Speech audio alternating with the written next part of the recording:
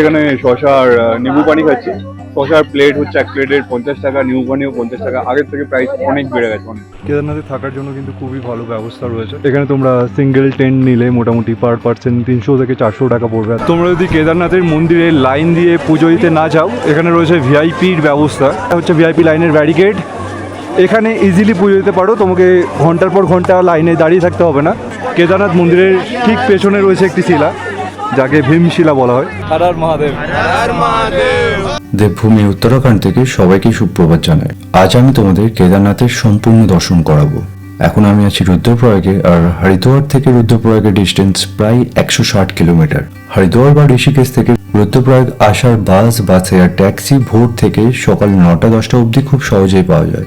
বেলা যত বাড়তে থাকে গাড়ির সংখ্যাও কিন্তু কমতে থাকে, কারণ ডিস্টেন্স অনেকটাই বেশি। আর রুদ্রপ্রয়াগ থেকেই কিন্তু কেদারনাথ এবং বদ্রীনাথের রাস্তা ভাগ হয়ে যায়। রুদ্রপ্রয়াগে এলে দুটো নদীর মিলন দেখতে পাবে, এবং এই দুই নদী মিলিত হয়ে শুরু হয় মা গঙ্গা। একটা মন্দাকিনী, যেটার জল পরিষ্কার, আর একটা আলেকনন্দা, যেটার জল একটু ঘোলাটে।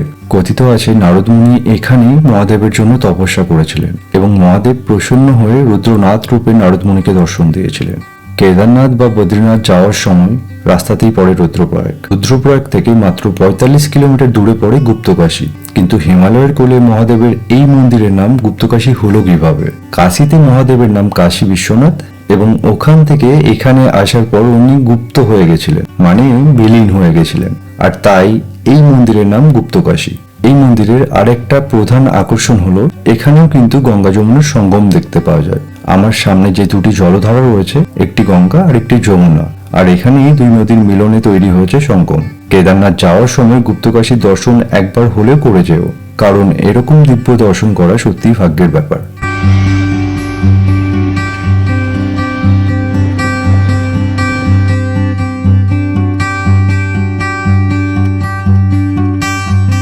অবশেষে আমি এসে পৌঁছালাম সোনপ্রয়াগে। তোমরা বাসে আসো বা বাইক আর বা ট্যাক্সি, সবকিছুর পার্কিং কিন্তু সোনপ্রয়াগেই হয়।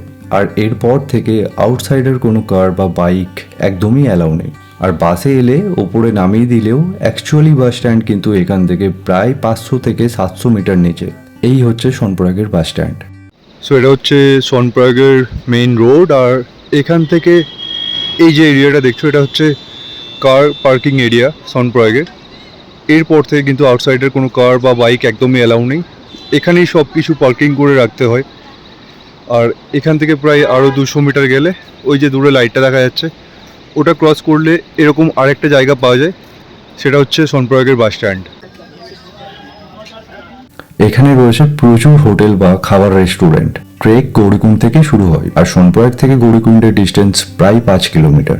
তাই বেশিরভাগ তীর্থযাত্রীরা ভাবে রাতে স্টেটা গৌরীকুণ্ডেই করব, কিন্তু গৌরীকুণ্ড খুবই ছোট একটা জায়গা, এবং সেখানে থাকার হোটেল খুবই লিমিটেড, বা খুব ভালো হোটেল সেখানে পাওয়াটাও চাপের ব্যাপার। আর এই সুযোগে লোকালরা অধিক ভিড় হওয়ার কারণে 500 টাকার থাকার হোটেলের প্রাইস 5000ও করে দেয়। তাই আমি রেকমেন্ড করবো রুমটা সোনপ্রয়াগেই নেওয়ার, যদি সেম ডেতে ট্রেক না করছো। তাই আজকে স্টেটা আমি সোনপ্রয়াগেই করে রাতে বিশ্রাম করে কাল ভোর ভোর উঠে ট্রেক শুরু করব। সো ফাইনালি গাইজ এসে পৌঁছালাম সোনপ্রয়াগে। আর তুমি যদি বাই বাস বা কার বা বাইকে আসো, সব কিছু পার্কিং এখানেই করতে হবে, মানে সোনপ্রয়াগে। এরপর থেকে কিন্তু আউটসাইডের কোনো বাস, বাইক, কার কিন্তু অ্যালাউ নেই। আর তোমরা যদি বাসে আসো, তোমাদেরকে নামিয়ে দেবে হচ্ছে সোনপ্রয়াগের মেইন রোডে, কিন্তু অ্যাকচুয়াল বাস স্ট্যান্ড হচ্ছে সোনপ্রয়াগ থেকে প্রায় 500 মিটার নিচে।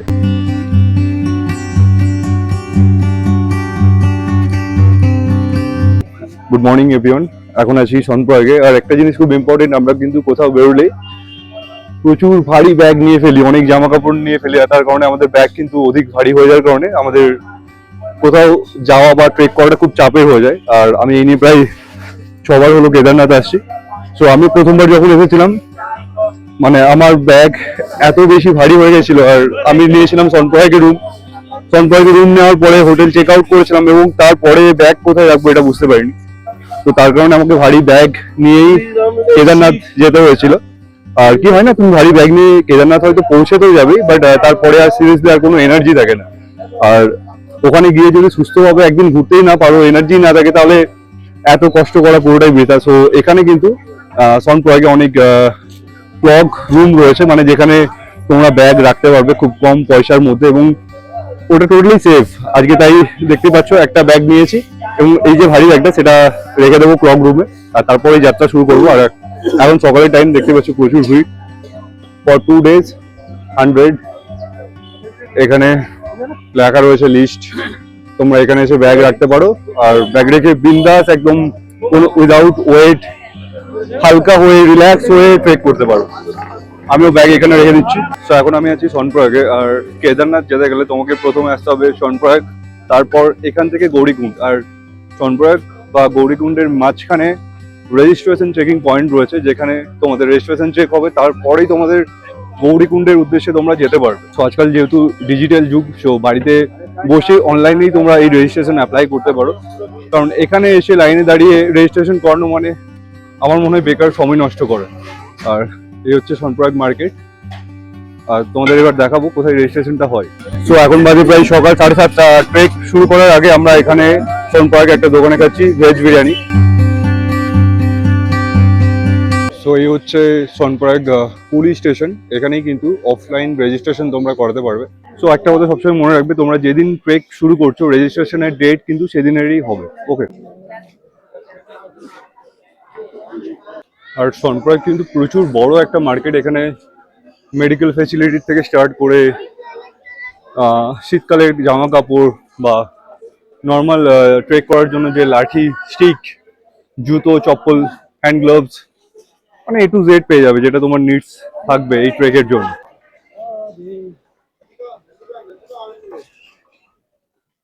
সনপ্রয়াগ থেকে গৌরীকুণ্ড যাওয়ার রাস্তায় পড়বে একটা পুল বা ফুট ওভার ব্রিজ। আর এই ফুট ওভার ব্রিজের নিচে দিয়ে বয়ে চলেছে মন্দাকিনী নদী। মন্দাকিনী নদীর উৎপত্তি স্থল হচ্ছে কেদারনাথ মন্দিরের একদম পাশেই চোরাবাড়ি যে হিমবাহ বা গ্লেসিয়ার রয়েছে সেখান থেকে।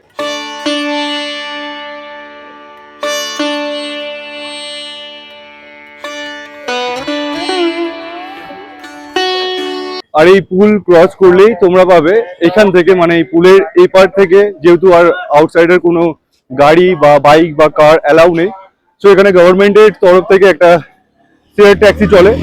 সেই শেয়ার ট্যাক্সি করে তোমরা এই পুল ক্রস করে একদম গৌরীকুণ্ড অব্দি যেতে পারবে।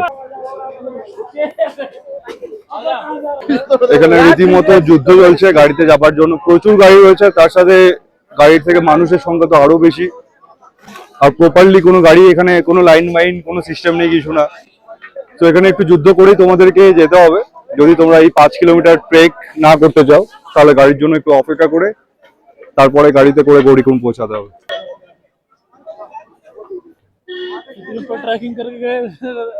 আফটার সো মেনি স্ট্রাগল, 1 ঘন্টা আমরা প্রায় এদিক ওদিক করার পর আমরা গাড়ি পেলাম, দেখতেই পাচ্ছ। এখন আমরা এই গাড়ি করে যাবো হচ্ছে গৌরীকুণ্ড। ওখান থেকে আমাদের ট্রেক শুরু হবে। আর ট্রেক তোমরা চাইলে এখান থেকেও করতে পারো, বাট গৌরীকুণ্ড সনপ্রয়াগ থেকে প্রায়, মানে পুল থেকে প্রায় গৌরীকুণ্ড 5 কিলোমিটারের একটা ডিস্টেন্স। সো তোমরা ওখানেও ট্রেক করবে গৌরীকুণ্ড থেকে, প্লাস এটাও করবে, অনেকটা সময়ও নষ্ট হবে, প্লাস এনার্জিও ওয়েস্ট হবে। তাই জন্য গাড়ির জন্য একটু অপেক্ষা করলাম। থ্যাংক গড আমরা গাড়ি পেয়ে গেছি।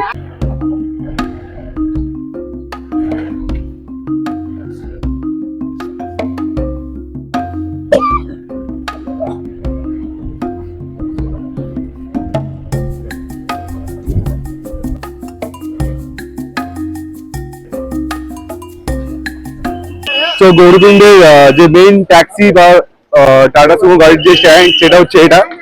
এতটা অব্দি গাড়ি আসে, এরপর থেকে তোমাদেরকে সবাইকে হেঁটেই যেতে হবে। তোমরা চাইলে ঘোড়া, পালকি, খচ্চর বা বাই ওয়াক যেটা চাইবে সেটাই ইউজ করতে পারো। আর রাস্তা প্রচন্ড জ্যাম, আর এই বছর কিন্তু ভিড়টা একটু বেশি রয়েছে, দেখতেই পাচ্ছ পুরো চারিদিকে ভিড় কিন্তু। আর গৌরীকুণ্ড থেকে কিন্তু যে কোনো জিনিসের প্রাইস একটু হলে বাড়তে থাকে, যেমন 20 টাকার 1 লিটার জলের বোতল এখানে 30 টাকায় পাওয়া যায়। বাকি যা কোল্ড ড্রিঙ্কস বাজারে যেগুলো 20 টাকা করে দাম, সেগুলো 10 টাকা করে বেশি। সো আমরা হচ্ছে এখন গৌরীকুণ্ডে যাওয়ার যে রোড, সেখানে আমাদেরকে ট্রেক করে যেতে হবে এদিক দিয়ে ওই ওপর দিয়ে, ওই রাস্তা দিয়ে, এই পাহাড়গুলো ক্রস করে তারপরে অনেক অনেক দূরে।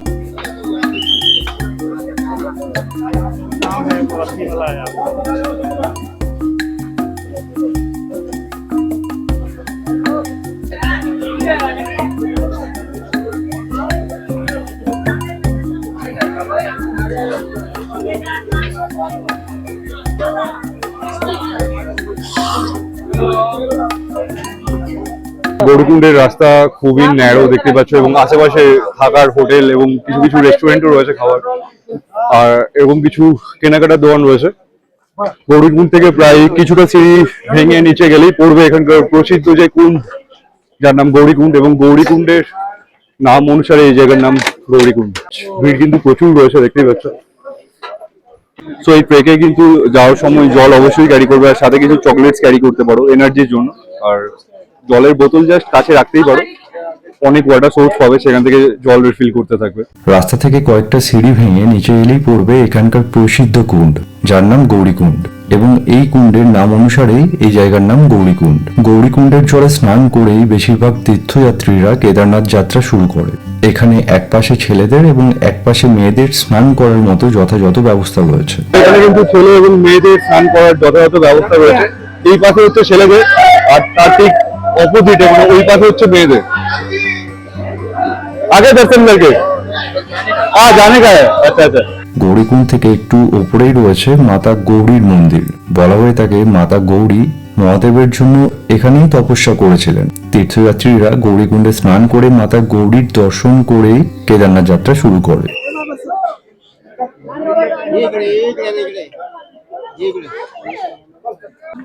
গৌরীকুণ্ড থেকে প্রায় 500 মিটার হেঁটে আসার পর তোমরা পাবে কেদারনাথ যাত্রার মেইন এন্ট্রি পয়েন্ট বা এন্ট্রি গেট। এই এন্ট্রি গেট থেকে কেদারনাথের ডিস্টেন্স প্রায় 22 থেকে 23 কিলোমিটার।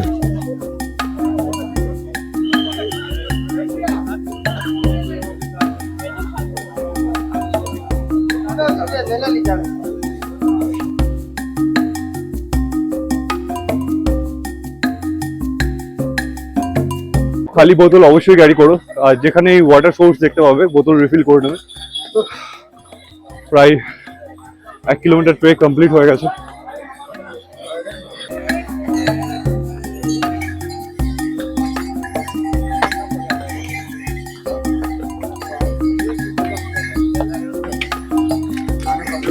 এখানে কিছু কিছু জায়গায় রেন শেল্টার বানানো রয়েছে, বৃষ্টির সময় এখানে ওয়েট করতে পারো। পারলে সাথে কিছু চকলেটস বা বিস্কুট ক্যারি করতে পারো, কারণ গৌরীকুণ্ড থেকে যত কেদারনাথের দিকে এগিয়ে যাবে যে কোনো জিনিসের প্রাইস বাড়তেই থাকবে। যেমন 5 টাকার ম্যাগি 50 টাকা প্লেট, 4টা পুরি আর সবজির প্রাইস প্রায় 120 টাকা, বা একটা আলুর পরোটা উইথ পিকল 50 টাকা দাম। এত দাম নেওয়ার কারণ একটাই, তাদের এই সব জিনিস অনেক দূর থেকে ট্রেক করে এখানে আনতে হয়।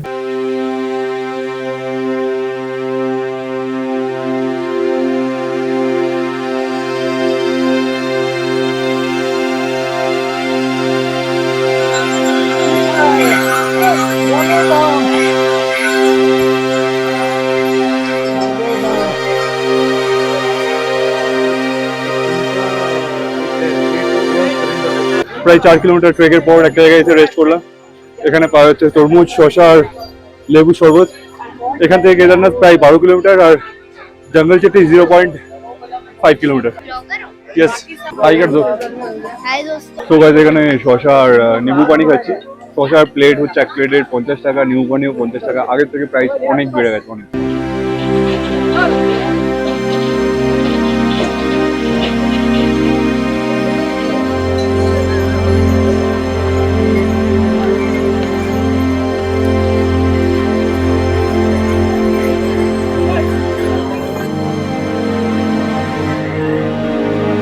শর্টকাট অলওয়েজ রিস্কি হয়, সো বি কেয়ারফুল। এসব শর্টকাটে যাওয়ার সময় পা কিন্তু স্লিপ করতে পারে। गिरने पे एकदम हर हर महादेव सीधा। সো এখানে একটা রাস্তা গেছে, এদিক দিয়ে গিয়ে ওদিক দিয়ে গিয়ে ওখানে উঠবে, আর ওই রাস্তায় সেম এদিক দিয়ে গিয়ে শর্টকাট এটা।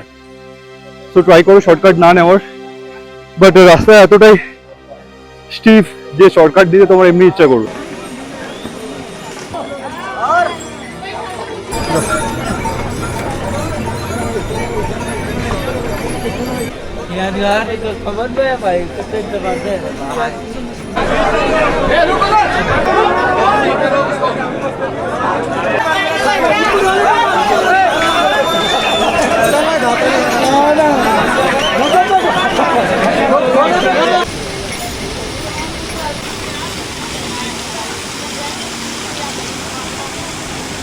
সাত কিলোমিটার ট্রেক কমপ্লিট, আর ফাইনালি এসে পৌঁছালাম রামবাড়াতে।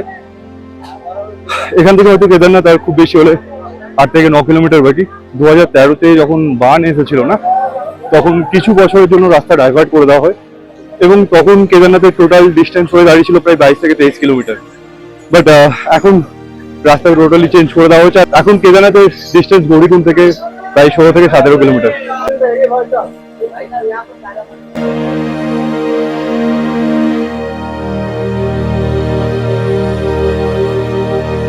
রামবাড়া অবধি রাস্তা প্রায় সমতল, খুব একটা ডিফিকাল্ট নয়, কিন্তু রামবাড়ার পর থেকে অ্যাকচুয়াল কেদারনাথ ট্রেক শুরু হয়, কারণ সামনে যে পুলটা রয়েছে এটা রামবাড়ার পুল, আর এই পুল ক্রস করলেই প্রায় শুরু হয় একদম শেষ অবধি। এতক্ষণ রাস্তা খুব একটা ডিফিকাল্ট ছিল না, একদম মডারেট, বাট এরপর শুরু হবে আসলি চড়াই। লাস্ট টাইম যখন এসেছিলাম এই পুলটা ছিল না, রিভার ক্রসিং করতে গেলে ওই যে নিচের পুলটা রয়েছে ওটা দিয়েই করতে হতো। আমার মনে হয় প্রত্যেক বছর এই যে চারধাম রয়েছে, মনসুনের কারণে কোনো না কোনো ক্ষতি হতেই থাকে, তাই জন্য আই থিঙ্ক ওই পুলটা ভেঙে নষ্ট হয়ে গেছে, এবং তারপরে এই নতুন ফুট ওভার ব্রিজ করা হয়েছে।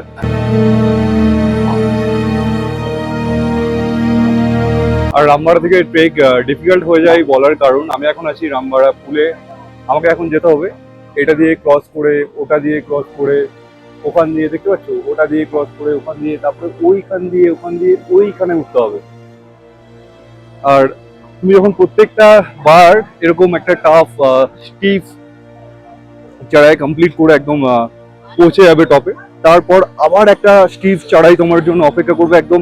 এটা কিন্তু কন্টিনিউ রিপিট হতে থাকবে যতক্ষণ না তুমি কেদারনাথ মন্দির না পৌঁছাচ্ছ, আর তাই জন্য রামবাড়া থেকে ট্রেক একটু হলেও ডিফিকাল্ট হয়ে যায়। আর এই নদী প্রথমে সনপ্রয়াগে গিয়ে সন নদীর সাথে সঙ্গম হয়, সেখান থেকেই ওই প্রয়াগের নাম সনপ্রয়াগ, এবং পরে রুদ্রপ্রয়াগে গিয়ে আলকনন্দার সাথে মিশেছে।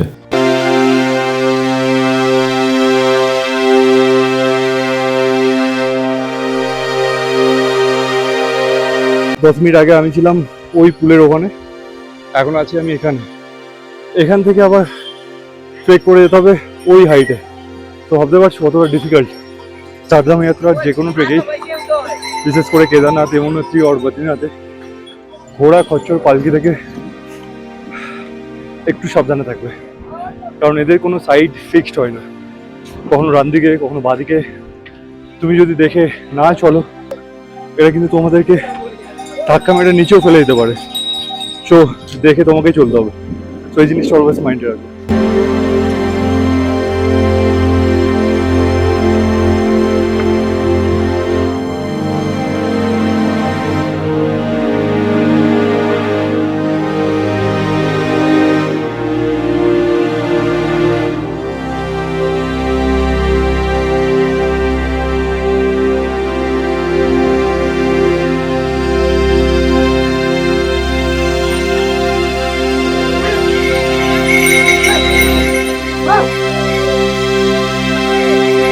Nine kilometers into the trek and still I'm climbing.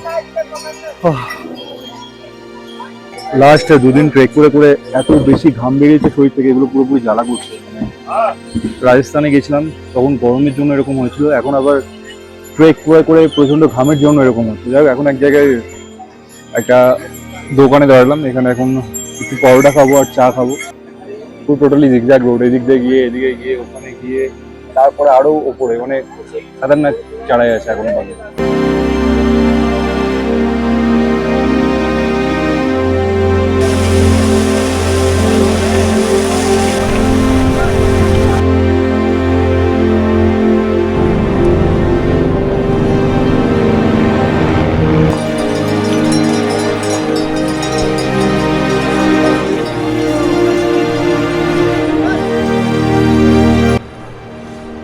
কেদারনাথের এই শর্টকাটটা ফার্স্ট টাইম ইউজ করছি, এতবার এসেছি, এর আগে কোনোদিনও ইউজ করিনি বা হয়তো ছিলও না। একটা রোড গেছে একদম উপর দিয়ে, আর এটা হচ্ছে একদম ফার্স্ট ডাউনে নেমে, অনেকটা নেমে তারপর এদিক দিয়ে গিয়ে পুরোটাই খাড়াই একদম লাস্ট অবধি। আর এখান থেকে স্ট্রেট গেলেই একদম সোজা মন্দির।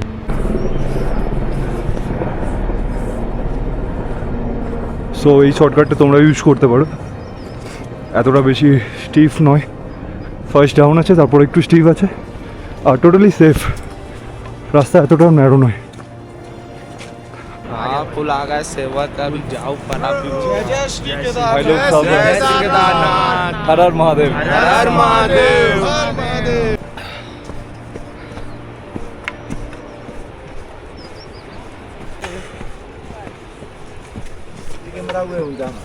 2013-এর আগে যে রাস্তাটা ছিল না, ওই রুটের ওখানে দেখো কত, এই জাস্ট ল্যান্ডস্লাইডের পাশেই প্রচুর সিপ চড়ছে, দেখতে পাচ্ছ, প্রচুর প্রচুর। আর এরা টোটালি জঙ্গলি, কারোর কিন্তু পার্সোনাল নয়। খতরনাক স্টিপ চড়াই ভাই, শর্টকাট বাট প্রচণ্ড স্টিপ। ওইটা হচ্ছে রাস্তা, আমরা শর্টকাট দিয়ে এদিক দিয়ে এলাম। সো গাইস, কেদারনাথ ট্রেকের সব থেকে যে স্টিপ চড়াই সেটা কমপ্লিট। এখান থেকে রাস্তা একদম সমতল, আর এখান থেকে মন্দির মাত্র আর 2 কিলোমিটার। আর মাঝখানে একটা প্রবলেম হয়ে গেছে, সেটা হলো আমার যে ব্লুটুথ মাইক, সেটা রেনকোট পরতে গিয়ে কোথাও পড়ে গেছে। আদারওয়াইজ আমি আরও 1 ঘন্টা আগে পৌঁছে যেতাম। আমাকে আবার 2 কিলোমিটার ট্রেক করে নিচে যেতে হলো, যেখানে আমি রেনকোট পরেছিলাম। ওই রেস্টুরেন্ট ভালো করে খুঁজে দেখলাম, বাট পাইনি, ব্যাড লাক। তোমরা যদি ঘোড়ায় আসো তাহলে এটাই হচ্ছে তোমাদের লাস্ট ডেস্টিনেশন। এরপর থেকে কিন্তু তোমাদেরকে 2 কিলোমিটার ওয়াক করে যেতে হবে, তারপরে তোমরা পৌঁছাবে মন্দিরে। দেখতে পাচ্ছ এখানে প্রচুর ঘোড়া রয়েছে। ভাই, কারোর যদি পায়ে হাতে পায়ে ব্যথা হচ্ছে, শরীরে কোনো ব্যথা থাকলে এখানে ব্যথার ওষুধ ফ্রিতে দেওয়া হচ্ছে মন্দির থেকে 2 কিলোমিটার আগে। তোমরা এখানে এসে কিছু দরকার হলে হেল্প নিতে পারো।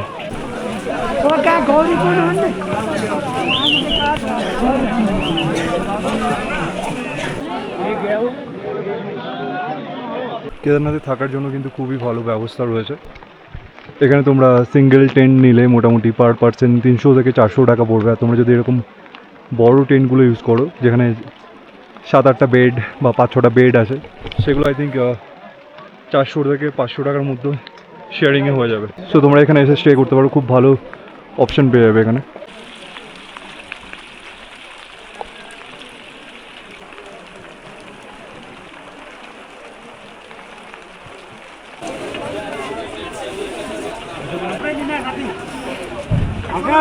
চিকু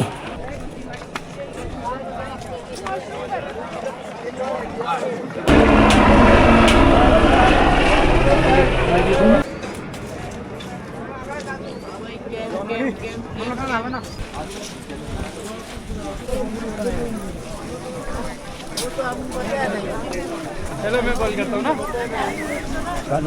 निकल गया बाहर मेरा मेरा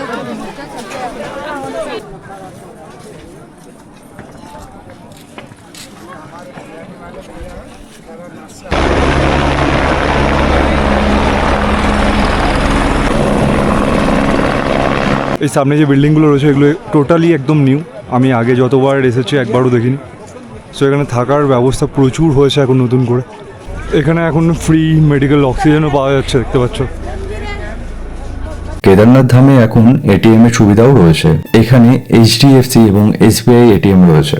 আর মোবাইলের নেটওয়ার্কের কথা বললে আমি এখন কেদারনাথের একদম পিক পয়েন্টে, আর আমার ফোনে কিন্তু ফুল নেটওয়ার্ক।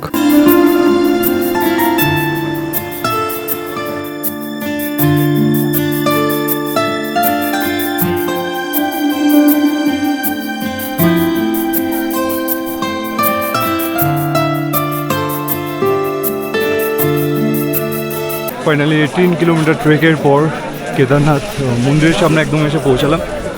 আর এখানে প্রচণ্ড ভিড় রয়েছে, পুরো রেইনি ওয়েদার। এতক্ষণ বৃষ্টি হচ্ছিল, এখন একটু কমেছে। আর এই হচ্ছে কেদারনাথ মন্দির।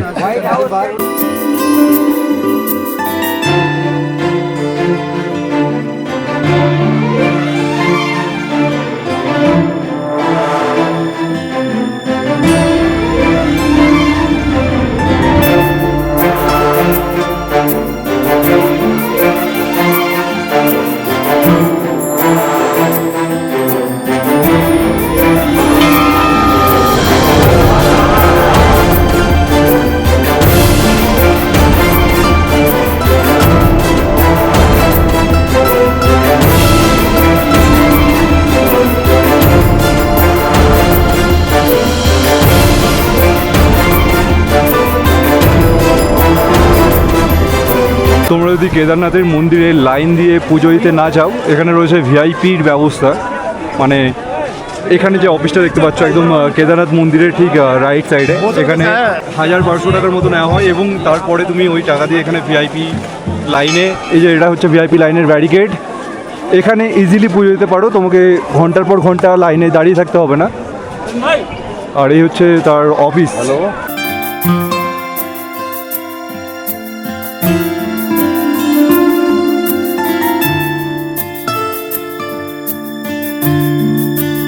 কেদারনাথ মন্দির এবং কেদারনাথ মন্দিরের ভেতরে ঢুকে শিবলিঙ্গের দর্শন করে এখন আমি আছি কেদারনাথ মন্দিরের একদম ঠিক পেছনে। আর কেদারনাথ মন্দিরের যে জ্যোতির্লিঙ্গটা রয়েছে, এটা 12 জ্যোতির্লিঙ্গের মধ্যে একটি। কেদারনাথ মন্দিরের ঠিক পেছনে রয়েছে একটি শিলা, যাকে ভীমশিলা বলা হয়। আরেকটা কথা, কেদারনাথের মহাদেবের শিবলিঙ্গের আকার নন্দী মহারাজের ঠিক পিঠের অংশের মতো। মহাদেবের এরকম দিব্য দর্শন একমাত্র কেদারনাথেই দেখতে পাওয়া যায়। 2013-তে সামনে যে পর্বতগুলো রয়েছে সেখান থেকেই অতিরিক্ত বৃষ্টির কারণে প্রচুর জলধারা মন্দিরের দিকে আসতে থাকে এবং ভয়াবহ বন্যা সৃষ্টি হয়। ওই সময় এই শিলা হঠাৎ করে কোথা থেকে এসে মন্দিরের ঠিক পেছনে বিরাজমান হয়ে যায়। আর এভাবেই কেদারনাথ মন্দিরকে রক্ষা করেছিলেন ধ্বংসের হাত থেকে এই শিলা। এই ভীমশিলার জন্য কেদারনাথ মন্দিরের একটা পাথরেও কোনো এক টুকরো আঘাত অবধি পড়েনি। তাই কেদারনাথ এলে ভীমশিলার দর্শন অবশ্যই করবে। মন্দির থেকে ঠিক একটু পেছনের দিকে এলে এখানে রয়েছে আদিগুরু শঙ্করাচার্যের একটা খুব সুন্দর মূর্তি, যেটা রেনোভেট করা হয়েছে প্রায় 3-4 বছর হলো। আর এখানে অনেকেই দেখতেই পাচ্ছ শখের কারণে এরকম একটার পর একটা পাথর সাজিয়ে রাখে, এটার কিন্তু কোনো কারণ নেই। বৃষ্টি নামিয়ে দিয়েছে, আবার চারিদিকে মেঘ।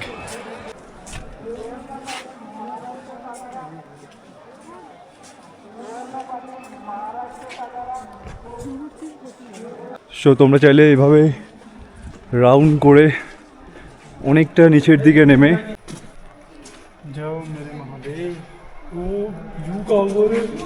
সো কেদারনাথ এলে এই মূর্তির অবশ্যই দর্শন করবে, একদম ঠিক পেছনে মন্দির থেকে। আমি এই নিয়ে 6 বার কেদারনাথ আসছি, কিন্তু গত 5 বছরে একবারও আমি কালভৈরবের দর্শন করতে পারিনি। বলা হয়ে থাকে কেদারনাথ যাত্রা ততক্ষণ সম্পূর্ণ হয় না যতক্ষণ না কালভৈরবের দর্শন তুমি করছো। আর আমি জানি না ইন্দ্রদেবের সাথে আমার কি শত্রুতা, আমি যেখানেই যাই রেড অ্যালার্ট শুরু হয়ে যায় বা বৃষ্টি শুরু হয়ে যায়। আর এবারে কেদারনাথ এসেও আমি কালভৈরবের দর্শন না করেই ফিরে যাচ্ছি, কারণ প্রচণ্ড বৃষ্টি হচ্ছে আর আমি সেম ডেতেই কেদারনাথ দর্শন করে ব্যাক করছি। তাই পরের বার যখন আমি আসবো বা তোমরা যদি কেদারনাথ আসো, কালভৈরবের দর্শন অবশ্যই করে যাবে।